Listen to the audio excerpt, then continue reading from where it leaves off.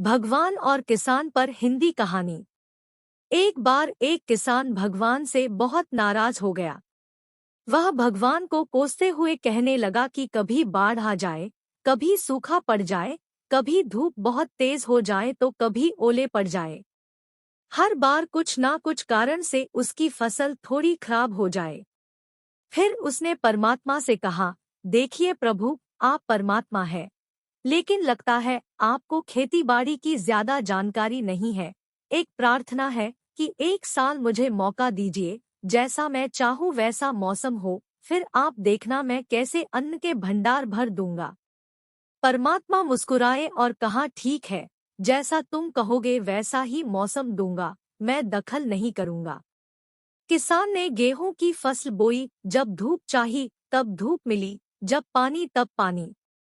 तेज धूप, ओले, बाढ़, आंधी तो उसने आने ही नहीं दी। समय के साथ फसल बढ़ी और किसान की खुशी भी, क्योंकि ऐसी फसल तो आज तक नहीं हुई थी।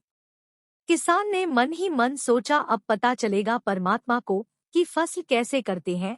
बेकार ही इतने बरस हम किसानों को परेशान करते रहे। फसल काटने का समय भी आया। किसान बड़े गर्व से फसल काटने गया, लेकिन जैसे ही फसल काटने लगा, एकदम से छाती पर हाथ रख कर बैठ गया। गेहूं की एक भी बाली के अंदर गेहूं नहीं था, सारी बालियां अंदर से खाली थी। बड़ा दुखी होकर उसने परमात्मा से कहा, प्रभु ये क्या हुआ? तब परमात्मा बोले, ये तो होना ही था, तुमने पौधों को संघर्ष का जरा सा भी मौका नहीं दिया। ना तेज धूप में उनको तपने दिया, ना आंधी ओलों से जूझने दिया। उनको किसी प्रकार की चुनौती का एहसास जरा भी नहीं होने दिया। इसीलिए सब पौधे खोखले रह गए। जब आंधी आती है, तेज बारिश होती है, ओले गिरते हैं, तब पौधा अपने बल से ही खड़ा रहता है। वो अपना अस्तित्व बचाने का संघर्ष करता है, और इस संघर्ष से जो बल पैदा होता है वही उसे शक्ति देता है, ऊर्जा देता है, उसकी जीवटता को उभारता है। सोने को भी कुंदन बनने के लिए आग में तपने, हथौड़ी से पिटने, गलने जैसी चुनौतियों से गुजरना पड़ता है, तभी उसकी स्वर्णिम आभा उभरती है, उसे अनमोल बनाती है। भगवान की यह बात सुनकर किसान को अपनी गलती का एहसास हो चुका था कि भगवान जो भी कुछ करते हैं वे हम सभी की भलाई के लिए ही करते हैं।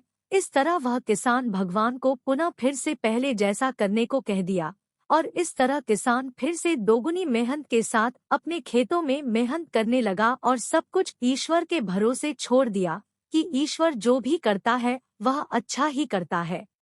कहानी से शिक्षा। उसी तरह जिंदगी में भी अगर संघर्ष ना हो, चुनौती ना हो तो आदमी खोखला ही रह जाता है, उसके अंदर कोई गुण नहीं आ पाता। ये चुनौतियां ही है जो आदमी रूपी तलवार को धार देती है, उसे सशक्त और प्रखर बनाती है। अगर प्रतिभाशाली बनना है तो चुनौतियां तो स्वीकार करनी ही पड़ेंगी, अन्यथा हम खोखले ही रह जाएंगे। अगर जिंदगी में प्रखर बनना है, प्रतिभाशाली बनना है, तो संघर्ष और चुनौतियों का सामना तो करना ही पड़ेगा। सुख के साथ दुख को भी सहना पड़ेगा, तभी वह अपने जीवन में आगे बढ़ सकते हैं।